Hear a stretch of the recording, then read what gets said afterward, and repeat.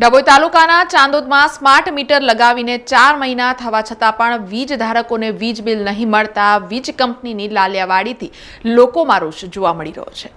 ડભોઈ તાલુકાના ચાંદોદમાં એમજીવીસીએલ વિભાગીય કચેરી દ્વારા સ્માર્ટ મીટર બેસાડ્યા બાદ છેલ્લા 4 માસથી 4400 જેટલા ગ્રાહકોને વીજ બિલ આપવામાં આવ્યા નથી। વીજ કંપનીની લાલિયાવાડીના કારણે લોકોના બજેટ પર અસર થવાની સંભાવના છે। અનેક ગ્રાહકોએ રજૂઆત કરી હોવા છતાં હજુ સુધી નિરાકરણ લાવવામાં આવ્યું ન હોય લોકો એકસાથે બિલ કઈ રીતે ભરવું તે બાબતે ચિંતિત બન્યા છે।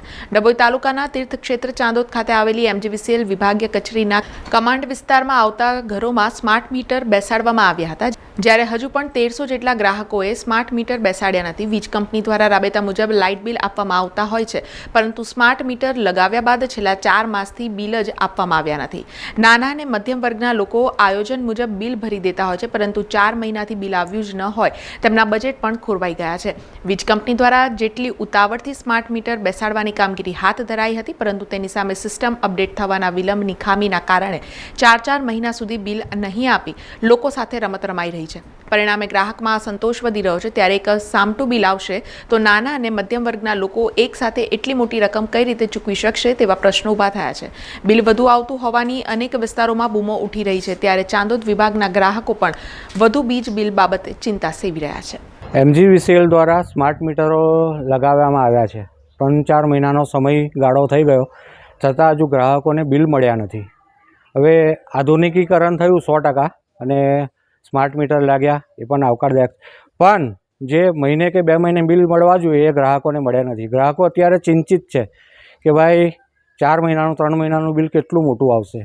વત્તા સ્માર્ટ મીટરનો ભૂતકાળ બહુ જ ખરડાયેલો છે। ભૂતકાળમાં આપણે ઘણા બધા કેસો જોયા છે કે હજારો લાખોના બિલો ગ્રાહકોના માથે થોપવામાં આવ્યા હતા।